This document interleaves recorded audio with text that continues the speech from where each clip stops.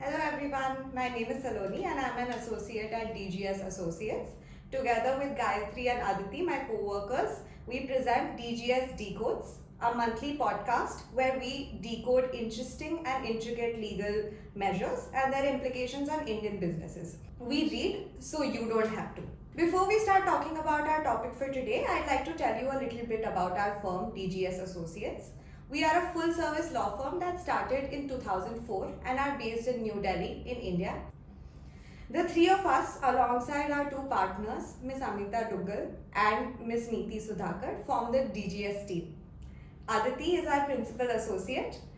She has over 5 years of experience in civil and commercial litigation, arbitration, as well as advisory work. She has obtained her master's in international business regulation, litigation, and arbitration, and she deals extensively with her firm's litigation compliance and international trade work. Gayatri is an associate at our firm who graduated with a BA LLB from Symbiosis Pune in 2020. She has been with us since the beginning of her graduation, and her experience is largely in international trade and compliance and corporate work. And lastly, I'm Saloni. I'm a graduate of Gujarat National Law University from the batch of 2023, and I'm a recent joinee to this team. I will be moderating today's podcast.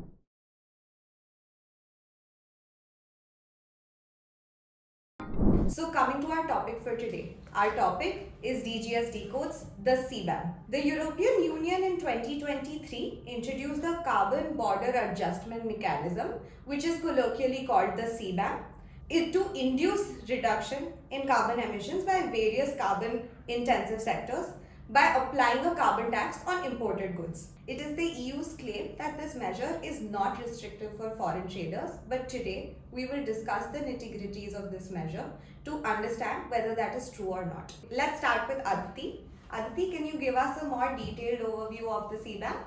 Sure, Saloni. So basically what is CBAM? CBAM is essentially a carbon tax that is imposed on certain carbon intensive industries.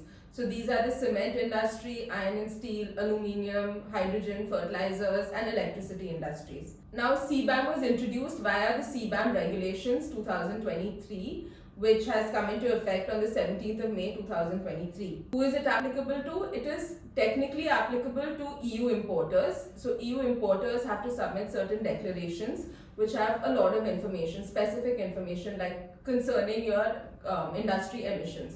So this includes what are the products, what is the total quantity of the goods that are being imported, what are the emissions relating to these imports, how many CBAM certificates are required, etc. Now, these EU importers, depending on what they are declaring in these declarations, will also purchase CBAM certificates accordingly. Okay, so you're saying that all of these obligations apply to importers which are getting products inside the EU.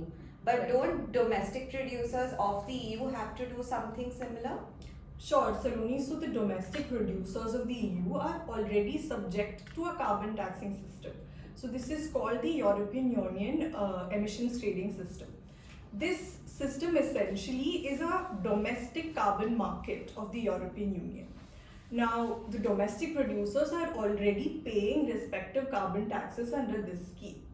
So what this is essentially caused is a phenomenon called carbon leakage.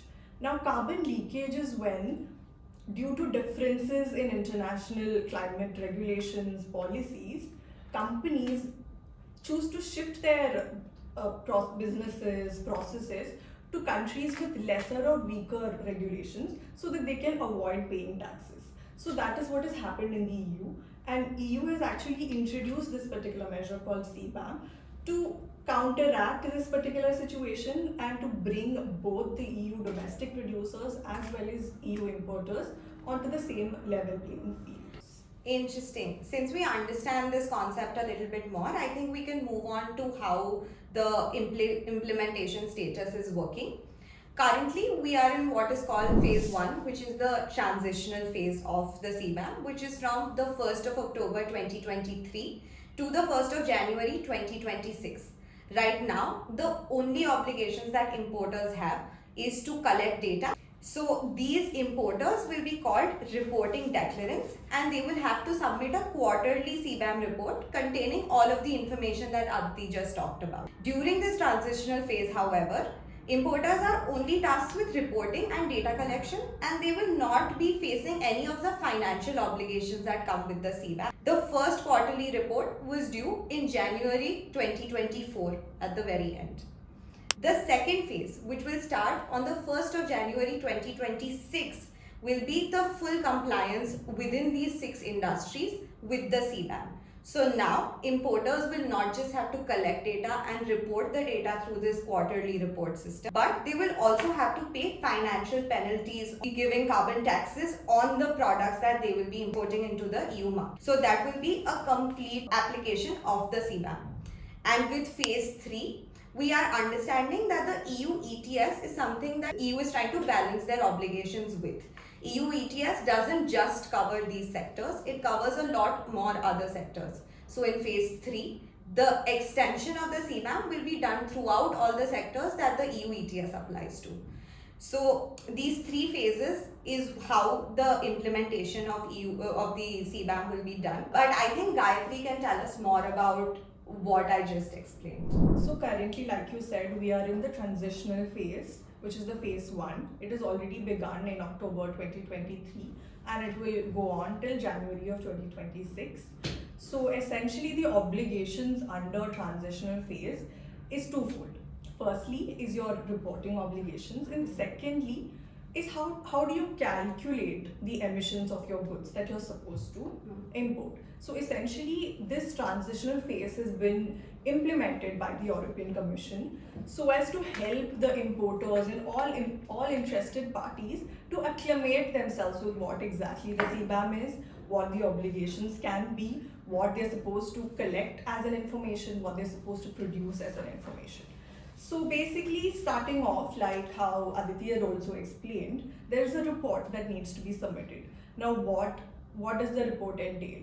Basically the quantity of the goods that you're importing, the direct emissions that that particular good contains, indirect emissions that basically the production of it will entail, and also last bit that you have to report is a carbon tax that you may have paid in your own domestic country so as to avoid double tax. So now the very pressing question is, how do you measure the emissions of your goods? Yes, exactly. That's something that everyone wants to know. So basically, European Commission has formulated 2 methodologies through which you can calculate your emissions. So these methodologies are called calculation-based methodology and measurement-based methodology. Okay. But this is a very extensive reporting obligation which a lot of the new industries will find difficult to get used to. So they have provided default values that all these industries amongst these 6 sectors can use. For each industry, say aluminum or iron and steel, for each of these industries there are default values available which you can use to calculate your emissions. Now, once you calculate these emissions and you have your report available, an EU importer will have to get in touch with a supplier or a producer to get this information. So EC has also provided a template so that you can feed in the information and provide it to the importer, and the importer will ultimately submit this report on a registry. Now the obligations have already begun, and so basically it's a quarterly report, so 3 months you have to report. At the end of 3 months you will be given a 1-month window to submit your report. So the first quarter ended December of 2023. So Jan 2024 is when the first report was. So you have a declaration and a report, right? Yes. So the declaration is for the full implementation phase. Okay. A report is modeled after the declaration but is not as extensive as the declaration. A report, Which is quarterly. Yeah, which is quarterly. The declaration is a yearly annual thing which will come into force in 2026 in the full implementation phase. Okay. Because we are in the transitional phase, we have a quarterly obligation to help us get accustomed to the yearly one in the future. Alright. Interesting. But just to keep the listeners updated, a very small portion of European companies have actually met the deadline for submitting their first carbon intensive reports. There was a technical difficulty in the CBAM transitional registry, which is where these reports are to be uploaded, which led to an extension of 1 month, which means these reports were supposed to be placed by February of 2023. However, the European Commission has reported that only 13,000 reports have been submitted by the end of February of 2024. When the initial estimate was made in 2021, they expected that 239,000 importers will be doing the same. So that is something that is to be noted. That is a big difference in Yes. numbers. Yes. But in this scenario, what are the penalties that an importer might have to face if they don't follow these rules and regulations? So the penalties as such are only on two actions. If you have either misreported or if you have not reported. So 2 lakh whatever 39,000. 2,39,000 minus 13,000 importers will probably be impacted by the penalty that is imposed under the CBAM. So the penalty is essentially 10 euros to 50 euros per ton of unreported emission. That is what an importer who is importing and who has not reported properly will have to pay. But this will of course come down to the exporter also, who in maybe their supply contracts or maybe in their or in whatever other documentation will probably have to undertake the obligation to provide the data, since this data is mandatorily to be provided by the importers. So essentially it will trickle down. It will trickle down to Indian And exporters as If well. I understand this correctly, only the exporters have the ability to make such reports accurate. Absolutely. Yes. The only people who can provide the actual information are the exporters in India. And basically, it's also important to note that if there are two subsequent non-reporting of data, or if data has not been reported for more than 6 months, the penalties will also become higher. Okay. That is also very important. I just had a question. So are these penalties also applicable in the transitional phase? So yes, the penalties are applicable in the transitional phase.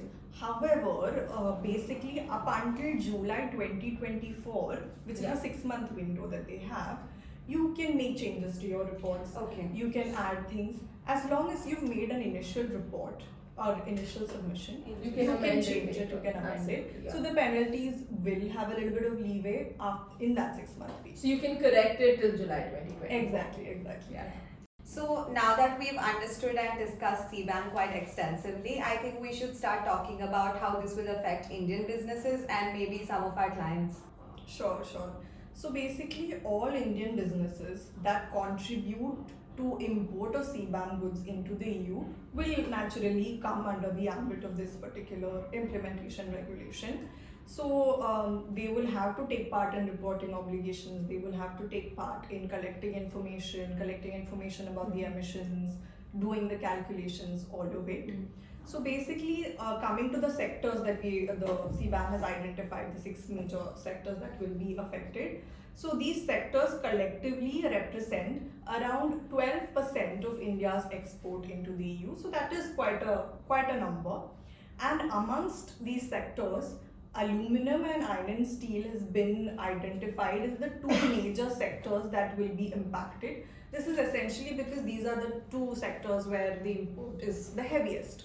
So naturally they will be more affected. Right. And another facet to this is that aluminum production in India is actually a very carbon emission heavy industry. Okay. So actually We even use a lot of coal. exactly, we use a lot of coal to produce aluminum, a lot of greenhouse gases are emitted, so your emissions are more, direct as well as indirect emissions are more. So more emissions mean more taxes that you have to pay. So that is another concept that we have to get used to. We have to be aware of our emissions, we have to control aspects related to that as well. Now it is estimated that around 20 to 35% increase of taxes that we will be paying to the EU that will be the result of this particular scheme. So now obviously Indian businesses have major concerns about this because a lot of money and a lot of resources are going to be brought into this.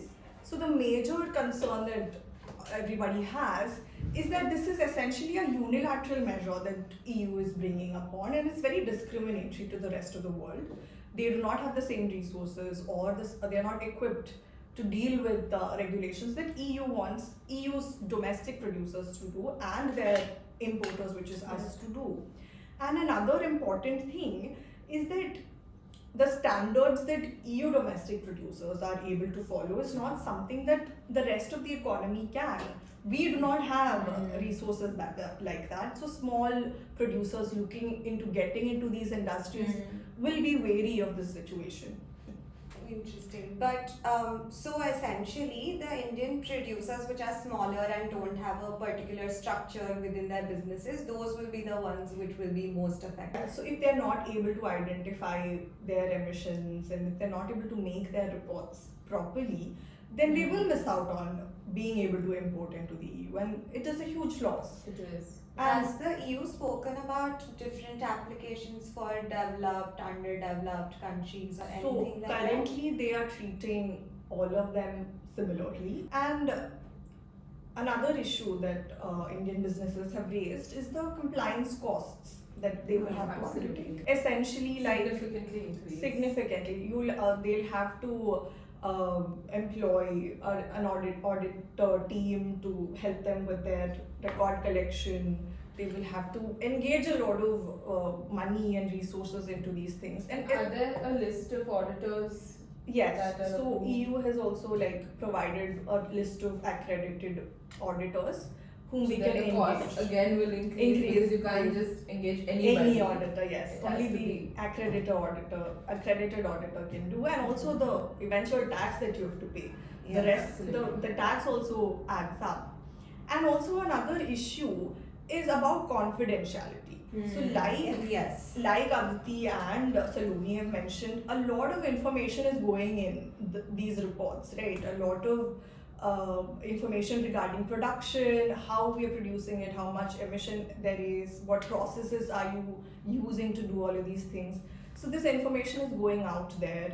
So there is that issue And of it's not confidentiality. one thing is that you're giving the information to a government entity, which I think in there are also other investigations, like for example your anti-dumping investigations, etc., that require that information. But here you're giving the information to an importer, which is technically Yeah. your Competitor. competitor in the global market. So Yeah. I mean, you're literally giving out all your information to them. Yeah. And though they are submitting it to the government, but I mean, really, what is the integrity, trade secret Yeah. that is really? And I left don't behind? believe the CBAM has any provision for protecting that sort of information from them Absolutely. it being used incorrectly or in any form. So basically, so you submit those reports Yes. onto the registry, but it's not that they publish these reports. It's something that they keep internally. But that risk is there Okay. that you are Sending it to your importer. In the first Exactly, place. exactly. Because you are revealing your manufacturing process, the amount of what you're using at each Where stage. everything is So being where- manufactured. Exactly, all of that is required for your emissions Yeah. details. reports, So which yeah. means all your competitors have all of that information. So it's a big confidentiality. I'm sure India has a lot to say about this. So what is our stance as a country? Absolutely, Saloni. So India has undertaken several steps to counter, or more, let me say, to deal with CBAM. So first is, of course, on the international platforms, they have protested at several stages. Number one, in the ministerial conference, the WTO ministerial conference, which happened just in February 2024, India raised concerns against such unilateral carbon tax imposition mechanisms. India also raised concerns in COP28 because essentially such a measure is contrary to the basic international trade law principles that exist in the world today. It also allegedly counters basic environmental law principles as well, which have been agreed upon by different nations. We will go into this further later. We've already touched upon it, that the difference between a developed and a least developed Absolutely. is not really It's not taken been into incorporated. consideration. Additionally, you are bringing in measures unilaterally, which is in the form of a trade barrier, right? Exactly. I mean, is it really a trade barrier? Is it justifiable before WTO? All of these are concerns which, of course, the WTO can later address. But nevertheless, prima facie, it is imposing a trade barrier on free trade or whatever, on basic trade from India and other developing and least developed countries. Allegedly. Allegedly. Though the Yeah. principle of it is understandable, we do have a lot of carbon leakage problems. I think there could be better measures where, say, Exactly. underdeveloped and developing traders are not so affected. Which is exactly the future, because I don't see CBAM ever being really taken away. But Exactly. the whole point is making it friendly and in compliant with all of these Yes, existing exactly. principles and laws that are out there. And India's also kind of understood that. That's why they've come up Exactly. with some measures. Which brings me to my next point, that in international negotiations with the EU, for example, concerning the India-EU FTA, several measures are being discussed on how to deal with CBAM.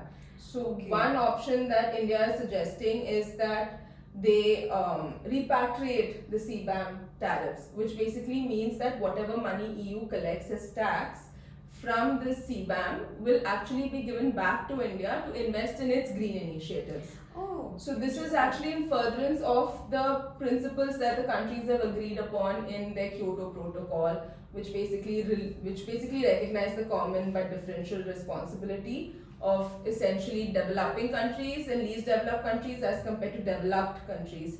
Because essentially the problem today, which was recognized, and it's not a controversial statement, this is exactly what was the reason why the countries came to the conclusion that they did, that resulted in the Kyoto Protocol. Essentially the developed countries have led to the stage of carbon emissions that it is there Exactly, today. yes. So you can't just today say that okay, everybody has to equally clean it up. It doesn't work like that. Exactly. So developing and the least developed countries should be given their time to come up to that state. So a great way to ensure compliance with this is by returning the money to the country, Yes. so that the country can invest in other measures which are further reducing That's carbon and I barriers think instead of keeping the money with That EU themselves. gives the incentive also to manufacturers and producers of these goods to actually Absolutely. create these compliance systems, because Absolutely. the only thing that they're missing is not the intention, but it's more the money to actually do Exactly. If I can mention the 14th National Electricity Plan, where we're basically trying to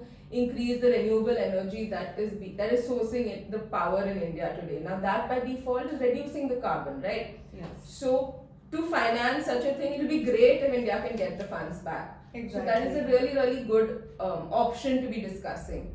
The other thing that India is discussing are retaliatory tariffs. So, for example, to make sure that India as a whole are not paying too much taxes to the EU, and instead of retaining the taxes with themselves, what they are negotiating in the FTA is that in certain other sectors, they will increase the tariffs that are going to be agreed upon between both countries in the FTA. So this by default makes sure that essentially the taxes with both governments are the same as otherwise.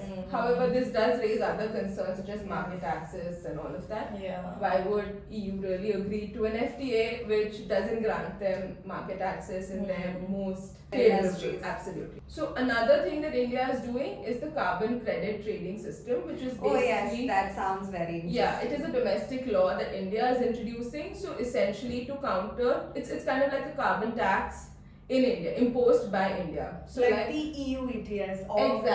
Exactly. So like how you had said that the CBAM has this process where you can pay taxes in your own country, and as a result of that pay lesser taxes in the CBAM. So India is trying to introduce a similar taxation system which will be recognized by the EU as something to counter the CBAM taxes. To avoid the double taxation. So we avoid essentially double an taxation. equivalent measure. Absolutely, Yeah. absolutely. And in the meanwhile, they're trying to introduce other taxes which will do the same thing. So the CCTS, I think they're trying to have it recognized by the EU as an alternative tax under the CBAM by 1st of Jan 2026. Basically, when the full implementation kicks in. Absolutely. Interesting. So these measures are all underway, but nothing is really like come into. Yeah, exactly. Yeah, come into. Exactly. So they're all baby steps. Yeah. Okay. So we've discussed a lot of things. So I think we should do a little recap. I think Aditi can do a little recap for us. Okay. So basically, to recap, number one, the question is, what do Indian businesses have to do? Most importantly, they have to prepare for the CBAM. So that means putting your processes in place, putting your compliance procedures in order to make sure that number one, all the information that is required to be reported are available.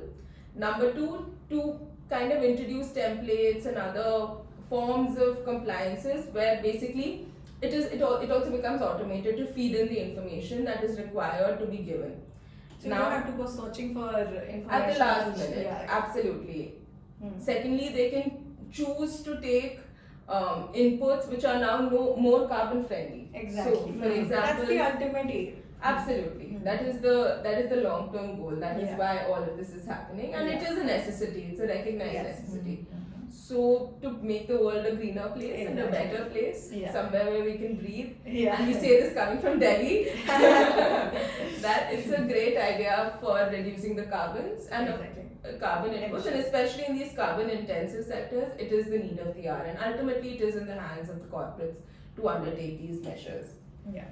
I think even if few of the bigger industries start doing something like this, it would be quite helpful for the environment. Absolutely. So I think with all of this, we can end our session for today. That's all that we have for you. However, do comment below or email us on the email address given below with any questions and queries, and we might do an episode just to answer those questions and queries.